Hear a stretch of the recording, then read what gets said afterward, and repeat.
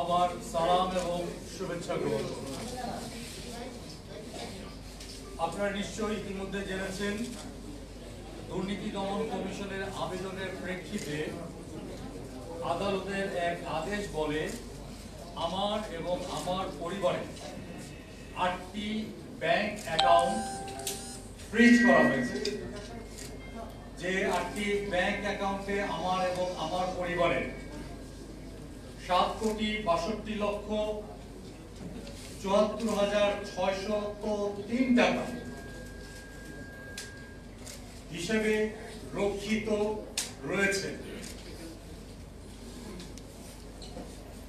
আপনাদের অবগতির জন্য জানাতে চাই, দুর্নীতি দমন কমিশন আমার এবং আমার পরিবারের কোন সদস্যকে অনুরূপ নোটিশ প্রদান না করে, অনুরূপ আত্মপক্ষ সমর্থনের সুযোগ না দিয়ে সরাসরি আদালতের মাধ্যমে এই নিষেধাজ্ঞা জারি করে। আমি মনে করি এহেন কর্মকাণ্ড আমার এবং আমার পরিবারের সদস্যদের মৌলিক ও সাংবিধানিক অধিকার ক্ষুণ্ণ হয়েছে। প্রিয় সাংবাদিক বন্ধুগণ, উপস্থিত সুধীমণ্ডলী, আপনারা জানেন ঢাকা দক্ষিণ সিটি কর্পোরেশনের মেয়র তাপস নগর পরিচালনায় তার সীমাহীন ব্যর্থতা থাকতে প্রায় আমার প্রতি বিভিন্ন হয়রানিমূলক ও বিদ্বেষমূলক আচরণ করে আসছে। আমি ও আমার প্রাণপ্রিয় ঢাকাবাসী এবং আমার প্রিয় দেশবাসী, আমরা দৃঢ়ভাবে বিশ্বাস করি দুর্নীতি দমন কমিশনের এহেন কর্মকাণ্ড তাপসের প্ররোচনায় সংঘটিত হয়েছে।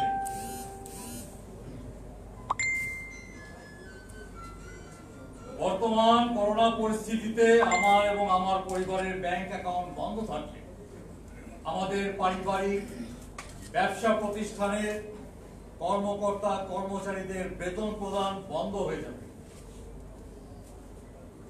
আমাদের বিভিন্ন প্রতিষ্ঠানের বকেয়া পাওনা বন্ধ হয়ে যাবে। আমার সংসার পরিচালনা করা দুরূহ হয়ে পড়বে। বিভিন্ন ইউটিলিটি বিল থেকে নিয়ে শুরু করে নিত্য প্রয়োজনীয় সমস্ত কিছু আমার জন্য কষ্টসাধ্য হয়ে পড়বে। আমি দুর্নীতি দমন কমিশনকে অনুরোধ করব, আপনারা আদালতের মাধ্যমে আমার জব্দকৃত অ্যাকাউন্ট সচল করে দিয়ে আমাকে স্বাভাবিক জীবনযাত্রা পরিচালনার সুযোগ করে দেবেন, যেটা আমার মৌলিক এবং আমার পরিবারের মৌলিক এবং সাংবিধানিক অধিকার। তদন্ত করতে আমার কিংবা আমার পরিবারের কোনো আপত্তি নেই। দুর্নীতি দমন কমিশন তদন্ত করতেই পারে, কিন্তু কারো প্ররোচনায় কোন দলাদলিতে নিজেকে দুর্নীতি দমন কমিশন জড়াবে একজন নাগরিক হিসেবে আমি এটা প্রত্যাশা করি না। আমি কমিশনের নিরপেক্ষ ভূমিকা একজন নাগরিক হিসেবে দেখতে চাই। এই শহরে যেমন লক্ষ নাগরিক রয়েছে, কোটি নাগরিক রয়েছে, আমিও একজন সাধারণ নাগরিক। একজন সাধারণ নাগরিকের যে প্রাপ্য অধিকারটুকু রয়েছে, আমি সেই প্রাপ্য অধিকারটুকু ফিরে পেতে চাই। আপনারা জানেন আমার পরিবার, এই শহর তথা এদেশে প্রায় 1 শতাব্দী যাবৎ আমরা মানুষের সেবা করে আসছি।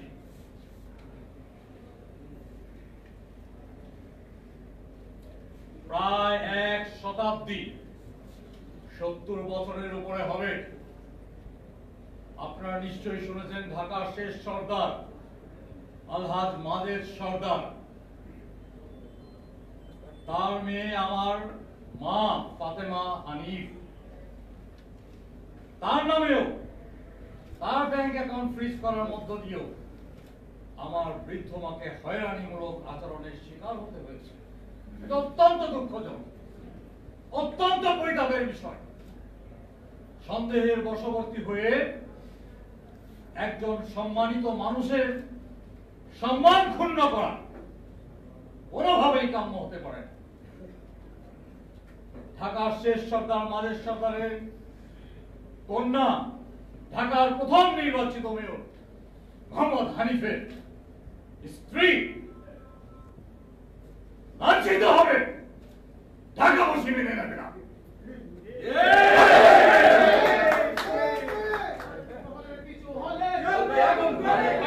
আমরা যদি আমার পরিবার আমরা যদি ব্যবসায় মনোযোগ দিতাম, এই পরিবার বাংলাদেশের শীর্ষ ধনীদের অন্যতম। সারা জীবন এই শহরের জন্য আমার পূর্বপুরুষরা করে গেছেন, আমার নানা মাদের সর্দার করে গেছেন, আমার প্রয়াত পিতা মোহাম্মদ হানিফ করে গেছেন। দীর্ঘ 25 বছর ঢাকা মহানগর আওয়ামী লীগের সভাপতি হিসেবে এই নগরের মানুষের অধিকার আদায়ের সংগ্রামে লিপ্ত ছিলেন। জাতির জনক বঙ্গবন্ধুর একান্ত সচিব হিসেবে বাংলার মুক্তি সংগ্রামের প্রতিটি ক্ষেত্রে মোহাম্মদ হানিফের অবদান এই শহরের মানুষ স্বীকার করে। 2004 সালের গ্রেনেড হামলায় নিজের জীবনকে উপেক্ষা করে তার প্রাণপ্রিয় নেত্রীর জীবনকে বাঁচিয়ে নিজের জীবন বিয়ে দিয়েছে। সেই মোহাম্মদ হানিফের স্ত্রী আমার বৃদ্ধ মাতা লাঞ্ছিত হবে, অপমানিত হবে, ঢাকা শহরের মানুষ মেনে নেবে না। 1 শতাব্দী এই শহরের মানুষের পাশে আছি। আমি যদি ব্যবসা বাণিজ্য করতাম, এই শহরের অন্যতম ধনী হতে পারতাম। 1987 সালে তৎকালীন 33 নং ওয়ার্ড আওয়ামী লীগের একজন সম্পাদক হিসেবে আমার রাজনৈতিক জীবনের শুরু। 52 বছরে পা রেখেছি, দীর্ঘ 33 বছর রাজনীতি করেছি এই শহরের মানুষের জন্য। মহানগর আওয়ামী লীগের সাংগঠনিক সম্পাদক হিসেবে চরম সংগ্রামে রাজপথ ছেড়ে যায়নি, হামলার শিকার হয়েছি, মামলার শিকার হয়েছি, জেল খেটেছি এই শহরের মানুষের জন্য, আওয়ামী লীগের জন্য, আমার নেত্রীর জন্য। আজকে এই সময় দেখবার জন্য, আজকে এই অবস্থা কি দেখবার জন্য আন্দোলন সংগ্রাম করেছিলাম, আমরা জীবন দিয়েছিলাম। আজকে কি এই সময় দেখবার জন্য? জাতির বিবেকের কাছে প্রশ্ন রাখতে চাই আমার ভাইরা, বিচার আপনারা করবেন। কারো ব্যর্থতা ঢাকবার জন্য আরেকজনের মাথায় কালিমা লেপন করে দেবেন, আমরা এটা মেনে নিতে পারি না। আমার আদরের ছোট্ট বোন, তাকে পর্যন্ত রেহাই দেওয়া হলো না। আমার প্রিয়তম স্ত্রীর নামে করা হলো কি সন্দেহমূলক, কি সন্দেহ, পরিষ্কার ভাবে বলতে হবে কি সন্দেহ। আমার পরিবারের 7,62,74,603 টাকা জব্দ করা হয়েছে। আরে ভাই, এই শহরে কি হচ্ছে মানুষ কি জানে না, দেখে না? দুর্নীতি দমন কমিশনে কি হচ্ছে মানুষ কি দেখে না, জানে না? কি দিয়ে কি করতে চান? শাক দিয়ে মাছ ধরতে চান? মানুষ কিন্তু এই ধরনের অপমান, অপদস্থতা কখনোই মেনে নেবে না। আর এই তাপসকে বলি, কতটুকু ভোটে নির্বাচিত হয়েছে এই শহরের মানুষ জানে কত পার্সেন্ট ভোট পেয়েছে। এই শহরের মানুষ জানে। যাই হোক ক্ষমতায় আছেন, মানুষের কাজ করেন। আরে ভাই, ঢাকার মরা রাস্তার উপর তো ট্যাক্স বসিয়ে দিয়েছে। ঢাকার মরা মানুষের উপর রাস্তার উপর ট্যাক্স বসিয়ে দিয়েছে। আপনি কিভাবে ভালোবাসা আশা করেন? কিভাবে ঢাকাবাসীর ভালোবাসা আশা করেন? আপনার ব্যর্থতার দায় ঢাকার জন্য আর মানুষ পান নাই। বারবার শুধু আমার উপরে, বারবার শুধু আমার উপরে। কেন কেন? রক্ত দিয়েছে আমার বাবা, জীবন দিয়েছি আমরা এই সংগঠনের জন্য, এই শহরের মানুষের জন্য, এই দেশের জন্য। অপমান হওয়ার জন্য না। আইনি মোকাবেলা করব, সাথে সাথে ঢাকাবাসীকে নিয়ে প্রয়োজন হলে আরেকবার সংগ্রাম হবে।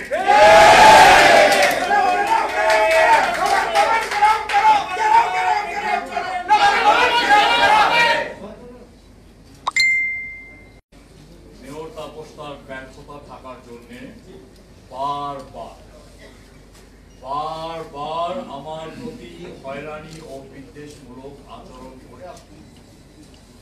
তাই খুব স্বাভাবিকভাবেই আমার মনে বিশ্বাস জন্মেছে। শুধু আমার মনে নয়, শুধু ঢাকাবাসীর মনে নয়, দেশবাসীর মনেও বিশ্বাস জন্মেছে। তার প্ররোচনাতেই এই কাণ্ড ঘটেছে। খোকন ভাই, একটু প্রশ্ন। আমি দাবি ছিল মিটিং এ যাই। সেটা হচ্ছে দুর্নীতি দমন কমিশন, আপনার সরকার ক্ষমতায়, দুর্নীতি দমন কমিশন স্বাধীন। দুদক কি কারণ প্ররোচনার কাজ করতে পারে কিনা, এক। আর দ্বিতীয় হচ্ছে তাপস কেন ব্যর্থ পারে? আমি যেটা বলেছি আপনাকে ইতিমধ্যে, ওনার যে প্রশ্নের উত্তরের মধ্যে আপনার প্রথম প্রশ্নের উত্তর আপনারা পেয়ে গেছেন। না বাইরে দুদক কি কারণ প্ররোচনার কাজ করতে পারে কিনা? দুদক একটি স্বাধীন প্রতিষ্ঠান। আপনি, আমার বিশ্বাস জন্মেছে তাপসের ক্রমাগত হয়রানি এবং বিদ্বেষমূলক আচরণে। শুধু আমার নয়, ঢাকাবাসী তথা দেশবাসী কালকে যখন দেখলো, সবার মনে বিশ্বাস জন্মেছে তার প্ররোচনায় এমন কাণ্ডটি ঘটেছে। আপনার প্রশ্নটি আমি উত্তর দিলাম, আপনার সম্পূর্ণ উত্তর। আপনি দুদকের দায়িত্বপ্রাপ্ত কর্মকর্তাকে প্রশ্ন করলে আপনি আশা করি পেয়ে যাবেন। ওনার দ্বিতীয় প্রশ্ন ছিল মেয়র তাপস কেন ব্যর্থ বলে আপনি মনে করছেন? ব্যর্থতার চারিদিক।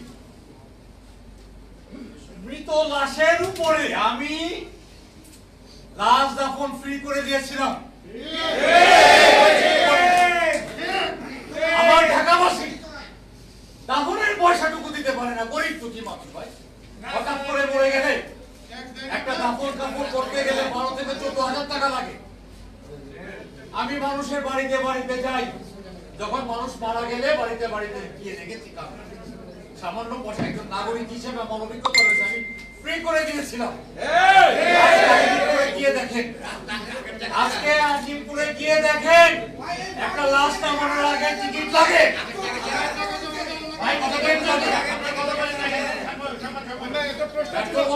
কি বলবো? আজকে এই শহরে দাঁড়ান, এই শহরের মোড়ে মোড়ে একটা ব্যাগ নিলে আপনার কিছু মানুষ চাঁদা তোলা শুরু করে, একটা স্লিপ দিয়ে দেয়। দেয় কি যায় না বল?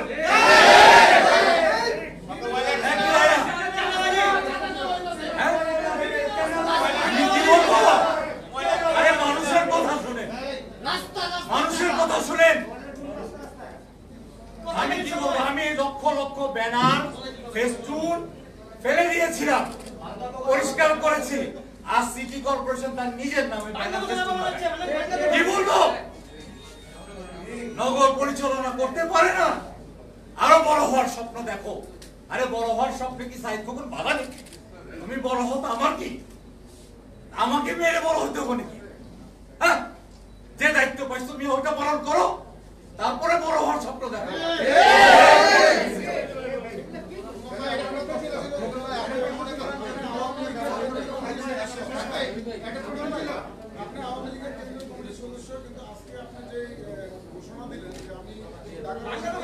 আন্দোলনে যাব, প্রয়োজনে ঢাকাবাসীকে নিয়ে আন্দোলনে যাব, কিন্তু আপনি আওয়ামী লীগের সদস্য, আওয়ামী লীগ সরকার ক্ষমতায় আছে, আপনি কি আওয়ামী লীগের সভানেত্রী বা প্রধানমন্ত্রীকে বিষয়টা অবগত করেছেন বা আপনার খুবই বহিঃপ্রকাশটা? বাংলাদেশ আওয়ামী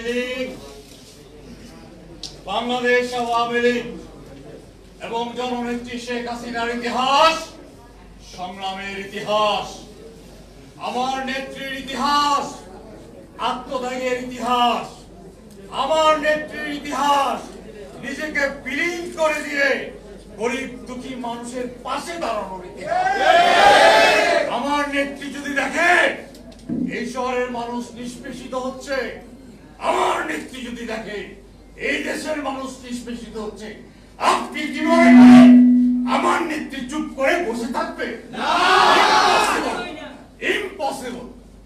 আপনার প্রশ্ন হলো যে এই প্রেস কনফারেন্স কি তাপসের বিরুদ্ধে নাকি দুর্নীতি দমন কমিশনের বিরুদ্ধে? যেহেতু মামলাটি দুর্নীতি দমন কমিশনের মামলা এবং মানি লন্ডারিং আইনের 18 বিধি অনুযায়ী এই আপনার ব্যাংক অ্যাকাউন্টগুলো দুদকের আবেদনের প্রেক্ষিতে আদালত ফ্রিজ করেছে।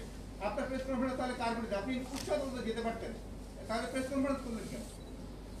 আমার কাছে বিভিন্ন সাংবাদিক ভাইরা প্রতিক্রিয়া জানতে চেয়েছে। এই এতগুলো সাংবাদিক ভাইদেরকে বিচ্ছিন্নভাবে প্রতিক্রিয়া দেওয়া আমার জন্য দুরূহ ছিল। তাছাড়া গতকালকে আমার কাছে আদালতের কাগজও এসে পৌঁছায়নি, সেজন্য বলেছি আমি আজকে কাগজ হাতে পাবো, ইনশাল্লাহ কাগজ হাতে পেয়েছি, আপনাদেরকে ডেকে আমি আমার প্রতিক্রিয়া ব্যক্ত করেছি। কারো বিরুদ্ধে না, যা বলেছি আল্লাহকে হাজির নাজির রেখে বলি, সব সত্য কথা বলেছি। আপনি কি বলতে চাচ্ছেন যে দুদককে ব্যবহার করে তাপসের কোনো ফায়দা নিতে চাচ্ছেন? একই প্রশ্ন বারবার আসছে, প্রশ্নের উত্তর একটা বিষয়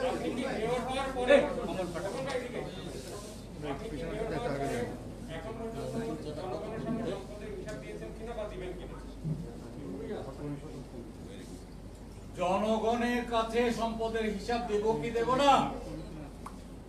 ইনকাম ট্যাক্সের রিটার্ন দিয়েছি না জমা? 2020-2021 সালের রিটার্ন সাইদ খোকন জমা দিয়েছে, আপনি গিয়ে দেখে আসেন। আমার কি সম্পদ আছে, আমার দায়িত্ব আমি পালন করেছি। আপ টু ডেট রিটার্ন দাখিল করা আছে সাইদ খোকনের। জনপ্রতিনিধি হিসাবে যে হিসাবে আসি না। প্রধানমন্ত্রী শেখ হাসিনা যে ছিল জনপ্রতিনিধিরা তাদের সম্পদ হিসাব জনগণের সামনে দিবে, সেটা দিবেন কিনা? জনগণের সামনে বলতে কি আপনি বলেন যে পল্টন ময়দানে আমি কি আমার সম্পত্তির হিসাব দিই? আরে ভাই, সরকারের সংস্থা আছে না, সম্পত্তির হিসাব দেওয়ার আপনি কি আশ্চর্য প্রশ্ন করেন? সরকারের ডিপার্টমেন্ট আছে না, আমি তো ডিপার্টমেন্টই দিলাম। খুব ধরনের প্রশ্ন। I hope